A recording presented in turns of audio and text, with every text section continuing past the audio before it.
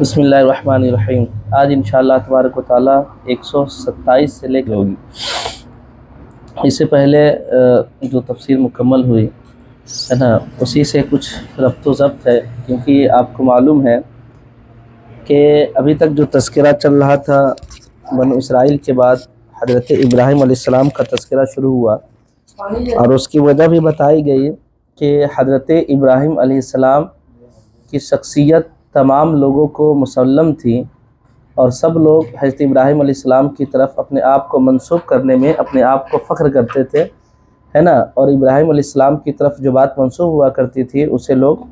بلا چون چرا ایکسیپٹ کیا کرتے تھے۔ ابراہیم علیہ السلام کا تذکرہ ہوا، اسی کو آگے بڑھاتے ہوئے اللہ تبارک و تعالیٰ نے ارشاد فرمایا وَإِذْ يَرْفَعُ إِبْرَاهِيمُ الْقَوَاعِدَ مِنَ الْبَيْتِ وَإِسْمَاعِيلُ، ہے نا۔ اللہ فرماتا ہے کہ جب ابراہیم اور اسماعیل علیہ السلام خانہ کعبہ کی تعمیر کر رہے تھے تو یہ دعا کر رہے تھے ربنا تقبل منا انک انت السمیع العلیم، کہ اے رب تو ہماری طرف سے ہمارے رب ہم سے قبول فرما، وانک انت السمیع العلیم، بے شک تو سننے والا اور جاننے والا ہے۔ یعنی جب حضرت ابراہیم علیہ السلام خانہ کعبہ اور خانہ کعبہ کی تعمیر کر رہے تھے اور اسماعیل علیہ السلام بھی ساتھ تھے تو یہ دعا پڑھ رہے تھے ربنا تقبل منا انک انت السمیع العلیم۔ اس سے واضح ہے کہ ربنا تقبل منا انک انت السمیع العلیم یہ حضرت ابراہیم علیہ السلام کی ہی دعا ہے، جسے اللہ تبارک و تعالیٰ نے قرآن مقدس میں اس کو شامل فرمایا ہے نا۔ تو یہاں دیکھیں، میں بتاؤں کہ خانہ کعبہ کی تعمیر کے تعلق سے کچھ لوگوں کا اختلاف بھی ہوتا ہے۔ کچھ لوگ یہ کہتے ہوئے نظر آتے ہیں کہ خانہ کعبہ کی تعمیر آیا حضرت ابراہیم علیہ السلام نے کی، یا حضرت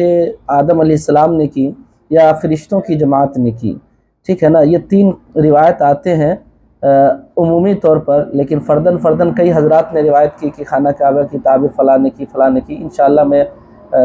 تسلی بخش انشاءاللہ جواب آپ کو سناؤں گا، ٹھیک ہے نا۔ تو دیکھیں، عطا بیان کرتے ہیں کہ اتنی روایت میں نے بتایا نا، عمومی طور پر یہ تین قول آتے ہیں، فرشتوں کا قول فرشتوں کے بارے میں، اور اس کے علاوہ ابراہیم علیہ السلام اور آدم علیہ السلام کا تذکرہ آتا ہے۔ عطا بیان کرتے ہیں کہ حضرت آدم علیہ السلام نے کہا اے میرے رب میں فرشتوں کی آواز سن نہیں پاتا، تو اللہ تبارک و تعالیٰ نے فرمایا اس کی وجہ یہ ہے کہ تمہاری ظاہری جو غلطی ہوئی، جس غلطی کی بنیاد پر، ظاہری غلطی کی بنیاد پر اللہ تبارک و تعالیٰ نے حضرت آدم علیہ السلام کو دنیا میں بھیج دیا ہے نا، تو اللہ فرماتا ہے کہ تمہاری ظاہری خطا کی وجہ سے ہے نا تم فرشتوں کی آواز کو نہیں سن پاتے ہو، لیکن تم زمین پر اتر جاؤ اور میرے لیے ایک گھر بناؤ ہے نا، پھر اس کے گرد طواف کرو جس طرح تم نے آسمان میں میرے بیت کے گرد طواف کرتے ہوئے فرشتوں کو دیکھا ہے۔ پھر آدم علیہ السلام دنیا میں تشریف لائے، دنیا میں حیرا، طور زیتا، طور سینا، جبل لبنان اور جودی پہاڑ، یہ 5 پہاڑوں سے حضرت آدم علیہ السلام مٹی لیے اور لے کر کے بیت اللہ کی تعمیر کی، ٹھیک ہے نا، تعمیر کی۔ ایک قول اس سے پتہ یہ چلا کہ بیت اللہ کی جو تعمیر ہوئی وہ حضرت آدم علیہ السلام نے کی۔ ایک اور قول آتا ہے، حضرت عبداللہ بن عمر بیان کرتے ہیں کہ جب اللہ تبارک و تعالیٰ نے حضرت آدم علیہ السلام کو جنت سے اتارا تو فرمایا میں تمہارے ساتھ ایک گھر بھی اتاروں گا جس کے ارد گرد اس طرح طواف کیا جائے گا جس طرح میرے عرش کے ارد گرد فرشتے طواف کیا کرتے ہیں، اور اس کے پاس ایسے نماز پڑھی جائے گی جیسا کہ میرے عرش کے پاس فرشتے عرش کے پاس نماز پڑھی جاتی ہے۔ تو اس سے صاف ظاہر ہوا کہ خانہ کعبہ کی جو تعمیر ہوئی وہ حضرت آدم علیہ السلام نے کی، ٹھیک ہے نا۔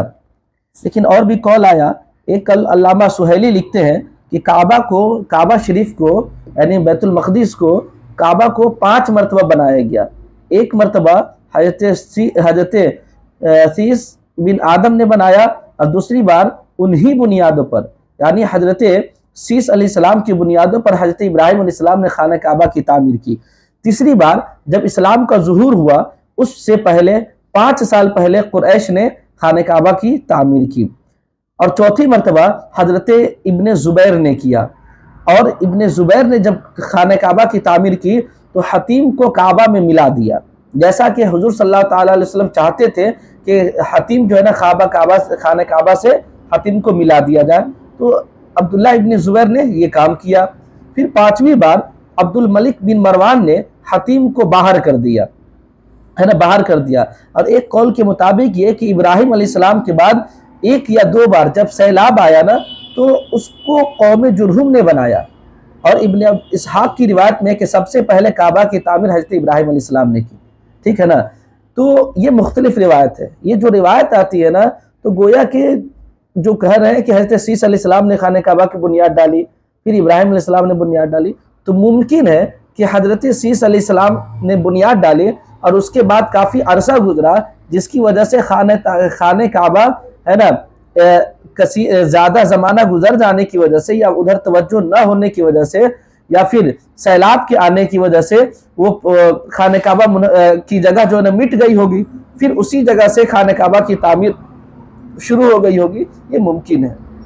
جس طریقے سے چاہے زمزم کی سوراخ کو دیکھیں گے آپ، چاہے زمزم یعنی کنواں، زمزم کا جو کنواں ہے مکہ شریف میں، تو وہ کیا ہے، سب اس کی اصل جو دیکھا جائے تو ابراہیم اور اسماعیل علیہ السلام، حضرت اسماعیل علیہ السلام سے ہے، اصل وہیں سے نہ ہے، لیکن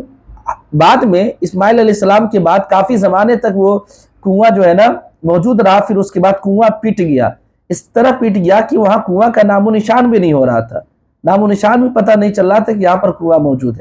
ہے نا۔ تو اللہ تبارک و تعالیٰ نے حضرت عبد المطلب رضی اللہ تعالیٰ عنہ کو خواب میں بتایا کہ فلاں جگہ کنواں ہے، جاؤ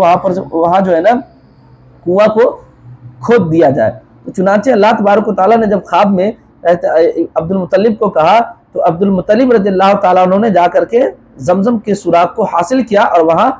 کنواں کو کھدائی کیا، اور آج جو زمزم صرف دیکھ رہے ہیں نا یہ وہی ہے جس کو حضرت عبد المطلب رضی اللہ تعالیٰ عنہ نے اس کو کنواں کو کھودا۔ تو یہ کہا جا سکتا ہے، کہا جاتا ہے کہ عبد المطلب رضی اللہ تعالیٰ عنہ نے کنواں کو کھودا۔ تو کھودا اصل میں کیا ہے، اصل تو حضرت ابراہیم اسماعیل علیہ السلام سے ہے، لیکن بعد میں ایک زمانے تک پٹ گیا تو پھر اس کی کھود حضرت عبد المطلب رضی اللہ تعالیٰ عنہ نے کی۔ تو اسی طریقے سے خانہ کعبہ جو ہے نا، خانہ کعبہ کی تعمیر پہلے ہو چکی تھی ہے نا، پھر اس کے بعد عرصہ گزرا، اس کے بعد خانہ کعبہ کی تعمیر بوسیدہ ہو گئی، یا پھر سیلاب آ گیا جس کی بنیاد سے خانہ کعبہ کا نام و نشان مٹتا چلا جا رہا تھا۔ پھر اللہ تبارک و تعالیٰ نے کسی اور کو وحی کی، اور نبی کو وحی کی، پھر انہوں نے اس چیز کو وحی کی، پھر جو ہے نا وحی کرنے کے بعد کسی اور کو وحی کی، پھر انہوں نے جا کر کے خانہ کعبہ کی تعمیر کرنی شروع کر دی، ٹھیک ہے نا۔ اور قوی قول یہ ہے کہ کعبہ کو سب سے پہلے حضرت ابراہیم خلیل اللہ نے بنایا، سب سے قوی قول یہ ہے نا۔ تو مجھے بھی یہی لگتا ہے کہ خانہ کعبہ کی تعمیر، اور ہم لوگوں نے آج تک جو سنا ہے وہ خانہ کعبہ کی تعمیر حضرت ابراہیم علیہ السلام نے ہی کی ہے، لیکن کئی قول اس میں آتے ہیں اور احادیث بھی ملتے چلے جاتے ہیں ہے نا، تو کچھ کہا نہیں جا سکتا۔ البتہ زیادہ قوی قول یہ ہے کہ حضرت ابراہیم علیہ السلام نے خانہ کعبہ کی تعمیر کی۔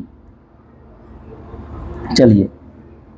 اچھا، حضرت علی بن ابی طالب روایت کرتے ہیں کہ جب ابراہیم علیہ السلام نے خانہ کعبہ کی تعمیر کی، پھر کعبہ شریف منہدم ہو گیا، پھر اس کو قوم عمالقہ نے بنایا، پھر وہ منہدم ہو گیا، پھر اس کو جرہم نے بنایا، پھر وہ منہدم ہو گیا، پھر اس کو قریش نے بنایا، اور یہ آپ کی بعثت سے 5 سال پہلے کا واقعہ ہے، اور ایک قول یہ کہ آپ کی بعثت سے 15 سال پہلے کا واقعہ ہے، 2 قول نظر آتے ہیں، ٹھیک ہے نا۔ اچھا، لیکن علامہ احمد قسطلانی نے ان تمام اقوال کو اور روایت کو ایک میں پیرو دیا ہے، یعنی جن لوگوں نے روایت کی کہ خانہ کعبہ کی تعمیر فلاں نے کی، خانہ کعبہ کی تعمیر فلاں نے کی، خانہ کعبہ کی تعمیر فلاں نے کی، تو حضرت علامہ احمد قسطلانی نے ان تمام اقوال اور روایت کو ایک ساتھ جمع کر کے کہا کہ خانہ کعبہ کی تعمیر جو ہے نا 10 مرتبہ کیا گیا۔ اب انہوں نے ایسی روایت بیان کی کہ تمام لوگوں کی روایتوں کو اپنے اس میں پیرو دیا، اب اس سے باہر کچھ نہیں، ٹھیک ہے نا، یعنی جتنے بھی اقوال ہیں ان تمام اقوال کو ایک میں پیرو دیا، اور یہ فرمایا کہ خانہ کعبہ کی تعمیر 10 مرتبہ کیا گیا۔ پہلی بار کعبہ کو فرشتوں نے کیا، کعبہ کی تعمیر سب سے پہلے فرشتوں نے کیا۔ دوسری مرتبہ خانہ کعبہ کی تعمیر حضرت آدم علیہ السلام نے کی، تیسری بار حضرت سیس بن آدم علیہ السلام نے کی، یعنی حضرت سیس علیہ السلام نے کی، چوتھی مرتبہ حضرت ابراہیم علیہ السلام نے کی، پانچویں بار قوم عمالقہ نے بنایا، قوم عمالقہ نے تعمیر کی، چھٹی بار قوم جرہم نے تعمیر کی، ساتویں بار قصہ بن کلاب نے تعمیر کی، آٹھویں بار قریش نے بنایا، اور نویں بار حضرت عبداللہ ابن زبیر نے بنایا، ہے نا۔ اور حضرت عبداللہ ابن زبیر، میں نے بتایا کہ حضرت عبداللہ ابن زبیر نے حتیم کو خانہ کعبہ سے متصل کر دیا، اور یہی میرے آقا صلی اللہ تعالی علیہ وسلم چاہتے تھے، ٹھیک ہے نا۔ اور 10ویں بار عبد الملک بن مروان کے حکم سے حجاج بن یوسف نے اس کو پھر منہدم کر کے قریش جیسا چاہتے تھے ویسا بنا دیا، مطلب حتیم کو جیسا قریش چاہتے تھے ویسا بنا دیا۔ جب ہارون رشید کو معلوم چلا کہ یہ حجاج بن یوسف نے، ہے نا، خانہ کعبہ کی تعمیر اس طریقے سے کی ہے جیسے قریش چاہتے تھے، اور حضرت عبداللہ ابن زبیر نے جو خانہ کعبہ کی تعمیر کی، ہے نا، اس کو خانہ کعبہ کی تعمیر کی جیسا کہ رسول اللہ صلی اللہ تعالی علیہ وسلم چاہتے تھے، تو اس کو منہدم کر کے یوسف بن حجاج نے تعمیر کی، تو ہارون رشید کو بہت غصہ آیا، ہے نا۔ اس نے پھر چاہا ہارون رشید نے کہ چلو کعبہ کو پھر منہدم کر کے، ہے نا، اور حضرت عبداللہ ابن زبیر رضی اللہ تعالیٰ عنہ کی بنا کے مطابق بنا دیا جائے، جیسا کہ میرے آقا صلی اللہ تعالیٰ علیہ وسلم کا منشا تھا۔ لیکن جیسے ہی ہارون رشید نے اس چیز کا ارادہ کیا، حضرت امام مالک رضی اللہ تعالیٰ عنہ، حضرت امام مالک رضی اللہ تعالیٰ عنہ نے اس کو منع کر دیا۔ کن کو؟ امام مالک نے ہارون رشید کو منع کر دیا کہ تم جو ہے نا خانہ کعبہ کو منہدم کر کے پھر دوبارہ اس کی تعمیر مت کرو، اور یہ کہا کہ میں تم کو قسم دیتا ہوں کہ اب کعبہ کو اسی جگہ رہنے دو، اسی طرح رہنے دو، اس لیے کہ بار بار کعبہ شریف کو منہدم کر کے اور بار بار بنانے سے اس کی ہیئت اور جلال میں کمی آ جائے گی، ہے نا۔ یہ بات جب یہ حضرت امام مالک نے کہا تو ہارون رشید خاموش رہا، اس کے بعد انہوں نے کچھ آگے نہ کیا، ٹھیک ہے نا۔ اچھا، سب سے پہلے یہ تو تحقیق ہو گئی کہ خانہ کعبہ کی تعمیر سب سے پہلے کس نے کیا۔ اب میں نے تمام روایت کو بھی آپ کے سامنے رکھ دیا، ٹھیک ہے نا۔ اچھا، خانہ کعبہ پر سب سے پہلا جو غلاف شریف چڑھایا وہ اسد حمیری تھا۔ اسد حمیری نے سب سے پہلے خانہ کعبہ پر غلاف چڑھایا، اور حجاج بن یوسف نے سب سے پہلے اس پر، یعنی خانہ کعبہ شریف پر جو ہے نا، خانہ کعبہ پر سب سے پہلے ریشم کا غلاف چڑھایا، یہ حجاج بن یوسف نے۔ چلیے آگے دیکھیں۔ اچھا،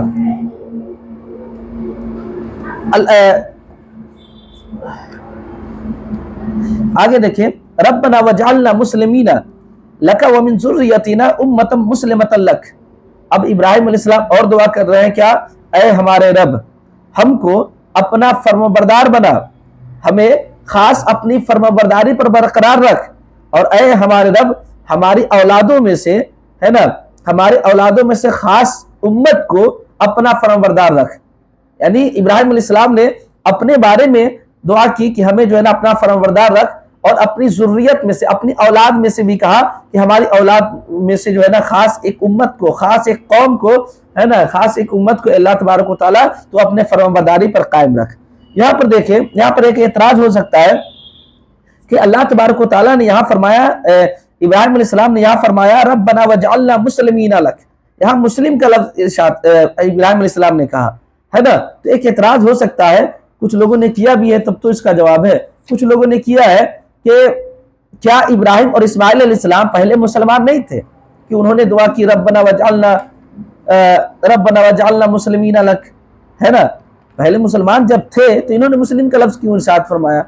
کیوں مسلم کی دعا کی، مسلم ہونے کی دعا کی؟ تو دیکھیے اس کا جواب یہ ہے، ان کا جواب 4 طریقوں سے دیا جاتا ہے۔ ایک تو یہ کہ دیکھیے اسلام کا معنی میں بتایا تھا نا، اطاعت کرنا، فرمانبرداری کرنا۔ اسلام کا معنی ہے اطاعت، اور یہ اطاعت میں زیادتی کی دعا ہے۔ یعنی ابراہیم علیہ السلام یہ دعا کر رہے تھے، اے اللہ تبارک و تعالیٰ تو ہمیں اپنی اطاعت میں زیادہ ہمیں اپنی اطاعت میں زیادہ رکھ، یعنی ہر لمحہ اے اللہ تبارک و تعالیٰ تو ہمیں اپنی اطاعت میں رکھ، ہے نا، یعنی اور زیادہ، ابھی ہم فرمانبردار تو ہے ہی، لیکن اے اللہ تو ہمیں اپنا اور زیادہ اور بڑا فرمانبردار بنا۔ دوسرا جواب یہ ہے کہ یہ دیکھیے، یہ اطاعت اور فرمانبرداری میں دوام کے حصول کی دعا ہے، یعنی ابراہیم علیہ السلام اپنے لیے اور اپنے ذریت کے لیے دعا کر رہے تھے اے اللہ تو ہمیں جو ہے نا جب تک زندہ رہے تا حیات، اے اللہ ہمیں اپنی فرمانبرداری میں رکھ، یعنی لمبے زمانے تک جو ہے نا اپنے فرمانبرداری میں رکھنے کی ابراہیم علیہ السلام نے دعا کی، ٹھیک ہے، دوام کے حصول کے لیے یہ کی۔ تیسرا جواب یہ ہے کہ دیکھیے اسلام سے مراد کیا احکام شرعیہ ہے، احکام شرعیہ کو ماننا ہے نا، قضاء و قدر یعنی تقدیر پر بھروسہ رکھنا، اس پر راضی رہنا ہے نا۔ یعنی ابراہیم علیہ السلام یہ دعا کر رہے تھے اے اللہ تبارک و تعالی ہمیں اپنا ایسا مطیع و فرمانبردار بنا، ایسا مطیع و فرمانبردار بنا کہ ہم کبھی بھی تیرے خلاف نہ جا سکے، احکام شرعیہ کے کبھی خلاف نہ جا سکے۔ یہ حضرت ابراہیم علیہ السلام یہ دعا کر رہے تھے، ٹھیک ہے نا۔ چوتھا جواب یہ ہے کہ اس سے مراد کیا، صرف نام ہے، صرف تسمیہ ہے، یعنی ہمارا نام مسلم کر دے۔ یہ 4 جواب ہوا، ٹھیک ہے نا۔ اب ایک دوسرا سوال یہ ہوتا ہے کہ حضرت ابراہیم علیہ السلام نے خاص اپنی اولاد کا تذکرہ کیوں کیا ہے نا، ذریتنا کیوں کہا، ومن ذریتنا کیوں کہا، اپنی ذریت کو خاص کیوں کیا۔ حضرت ابراہیم علیہ السلام چاہتے تو تمام لوگوں کے لیے دعا کرتے، لیکن حضرت ابراہیم علیہ السلام نے اپنی اولاد کے لیے خاص طور پر ذریتنا کیوں کہا ہے نا، کیوں کہا؟ تو اس کا جواب یہ ہے کہ دیکھیے اولاد کا معاملہ ہوتا ہے نا اور لوگوں سے زیادہ قریب ہوتا ہے نا، اور اولاد شفقت اور مصلحت کے اعتبار سے باپ کے زیادہ قریب ہوتا ہے نا، اور باپ کے شفقت اور مصلحت کی سب سے زیادہ مستحق کون ہوتا ہے؟ بیٹا ہوتا ہے، اس کے اولاد ہوتے ہیں، اس کی ذریت ہوتی ہے، ٹھیک ہے نا۔ اسی وجہ سے آدم علیہ السلام نے اپنے ذریت کا تذکرہ کیا۔ بات سمجھ میں آ رہی نا؟ چلیے جیسا کہ قرآن مقدس میں دیکھ لیں، سورہ تحریم میں اللہ تبارک و تعالیٰ نے آیت نمبر 6 میں ارشاد فرمایا کہ یا ایھا الذین آمنوا قوا انفسکم واہلیکم نارا، اے ایمان والو تم خود کو اور اپنے گھر والوں کو، خود کو اور اپنے گھر والوں کو آگ سے بچاؤ۔ اب بتائیں آپ، یہاں تو یہ بھی ہو سکتا تھا نا اللہ ارشاد فرماتا کہ تم جو ہے نا اپنے خود کو بھی جہنم سے بچاؤ اور تمام لوگوں کو بھی بچاؤ، لیکن اہلیکم کا لفظ کیوں ارشاد فرمایا؟ اس لیے کہ مصلحت اور شفقت کے اعتبار سے اولاد یا گھر والے یہ کیا ہوتے ہیں؟ زیادہ قریب ہوا کرتے ہیں، اسی وجہ سے یہاں پر حضرت ابراہیم علیہ السلام نے ذریت کا لفظ ارشاد فرمایا، ٹھیک ہے نا۔ یہ بھی اعتراض کیا جاتا ہے کہ نبی کریم صلی اللہ تعالیٰ علیہ وسلم کی بعثت سے پہلے حضرت ابراہیم اور اسماعیل کی ذریت میں سے کوئی عرب مسلم نہیں تھا، لیکن یہ اعتراض کیا غلط ہے، کیونکہ تاریخ گواہ ہے حضرت ابراہیم علیہ السلام کی ذریت میں سے جتنے بھی ہوئے انبیاء کرام ہوئے، جتنے بھی لوگ ہوئے نا، ان کی خاص ذریت میں سے ہے نا۔ مثال کے طور پر ہمارا بیٹا، اس کا بیٹا، اس کا بیٹا ہے نا، ایسا نہیں کہ ہمارا بیٹا پھر لمبا لائن چلنے لگے ہے نا، وہ نہیں، ایک دم خاص ابراہیم علیہ السلام کی نسل میں سے جتنے لوگ پیدا ہوئے نا سب کے سب کیا تھے؟ مسلم تھے، ہے نا، سب کے سب مسلمان تھے۔ یعنی وہ لوگ بتوں کی پوجا نہیں کرتے تھے، وہ لوگ کئیوں کو خدا نہیں مانتے تھے، یا وہ لوگ سورت کی پرستش نہیں کرتے تھے۔ یعنی جتنے بھی آج جو بھی کفر والی چیزیں ہیں نا، یہ چیزیں جو ہے نا حضرت ابراہیم علیہ السلام کے نسل سے جتنے بھی لوگ ہیں ان لوگوں نے کبھی بھی یہ کفر والا کام نہیں کیا۔ چلیے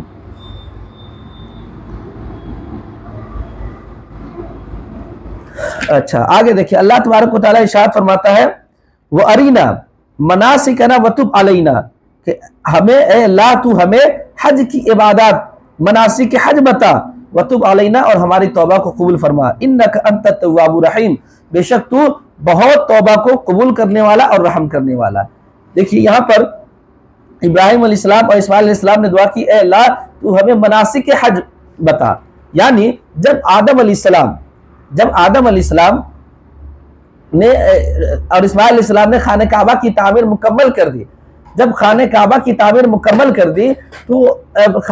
خانہ کعبہ کی تعمیر مکمل کر دی تب اللہ تبارک و تعالیٰ سے ان دونوں حضرات نے، دونوں انبیاء کرام نے یہ دعا کی کہ اللہ تو اب تو ہم نے خانہ کعبہ کی تعمیر کر دی، اے اللہ مناسک حج کی عبادتوں کو اللہ تبارک و تعالیٰ تو ہمیں بتا، ہے نا۔ جب ابراہیم علیہ السلام، زبیر بن محمد سے روایت ہے کہ جب حضرت ابراہیم علیہ السلام کعبہ کو بنانے سے فارغ ہو گئے تو دعا کی اے رب میں اس کو بنانے سے فارغ ہو گیا، ہے نا، اب ہم کو ہماری عبادت بتا۔ تب اللہ تبارک و تعالیٰ نے حضرت جبریل علیہ السلام کو بھیجا اور انہوں نے حضرت ابراہیم علیہ السلام کے ساتھ حج کیا، ہے نا، یہاں تک کہ جب وہ میدان عرفات سے لوٹے اور یوم نحر آیا یعنی 10ویں ذی الحجہ آیا تو شیطان ظاہر ہوا، تو حضرت جبریل علیہ السلام نے اس شیطان کو کنکریاں مارے، ہے نا، اور حضرت ابراہیم علیہ السلام نے ان کو 7 کنکریاں ماری۔ پھر دوسرے اور تیسرے روز بھی یہ کام کیا گیا، یعنی کیا نام ہے، شیطان کو مارا گیا۔ تو اللہ تبارک، جب ابراہیم علیہ السلام نے یہ دعا کی تو اللہ تبارک و تعالیٰ نے ظاہر کر دیا، ہے نا، اللہ تبارک و تعالیٰ نے فرشتہ جبریل علیہ السلام کو بھیج دیا تاکہ وہ جا کر کے حضرت ابراہیم اور اسماعیل کو مناسک حج بتائے۔ وَتُوبْ عَلَيْنَا، اے اللہ تو ہماری توبہ کو قبول کرنے والا ہے، اِنَّكَ أَنْتَ التَّوَّابُ الرَّحِيمُ، اے اللہ بے شک تو بہت زیادہ توبہ کو قبول کرنے والا اور رحم کرنے والا ہے۔ اب یہاں دیکھیں تو یقیناً اللہ تبارک و تعالیٰ کی ذات ایک ایسی ذات ہے کہ بندہ کتنا بھی گناہ کرتا ہے نا، لیکن ایک مرتبہ اللہ کی بارگاہ میں آتا ہے، آنے کے بعد توبہ، سچے دل سے توبہ کرتا ہے تو اللہ،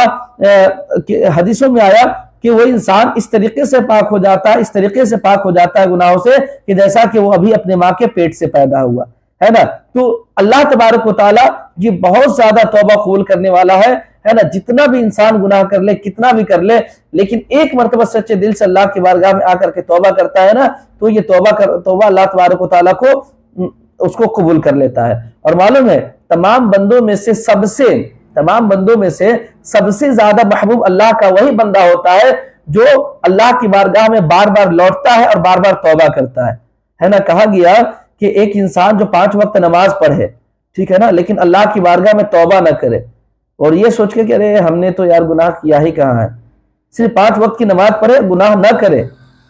5 وقت کی نماز پڑھے، گناہ نہ کرے اور اللہ کی بارگاہ میں توبہ بھی نہ کرے۔ لیکن ایک وہ انسان جو 5 وقت کی نماز سستی سے بھی پڑھتا ہو، ہے نا، لیکن یا کبھی چھوڑ بھی دیتا ہو، لیکن اللہ کی بارگاہ میں وہ انسان آ کر کے بار بار نماز پڑھتا ہو نا، توبہ کرتا ہو، تو اللہ تبارک و تعالیٰ کی بارگاہ میں یہ توبہ کرنے والا بندہ، اس 5 وقت کی نماز پڑھنے والا اور اللہ کی بارگاہ میں توبہ نہ کرنے والا سے کیا، یہ توبہ کرنے والا انسان بہتر ہے۔ اگرچہ یہ نماز میں کبھی کبھی کوتاہی کر دیتا ہے، کبھی کبھی نماز میں گیپنگ کر دیتا ہے، لیکن بار بار اللہ کی بارگاہ میں توبہ کرتا ہے، تو یہ توبہ کرنے والا بندہ اللہ تبارک و تعالیٰ کو بہت محبوب ہوتا ہے۔ اسی وجہ سے اللہ تبارک و تعالیٰ قرآن مقدس میں فرمایا، یہ حضرت ابراہیم اسماعیل علیہ السلام کی دعا ہے، یہ کہہ رہے ہیں اِنَّكَ أَنْتَ التَّوَّابُ الرَّحِيمُ، کہ اللہ بے شک تو بہت زیادہ توبہ قبول کرنے والا اور رحم فرمانے والا ہے۔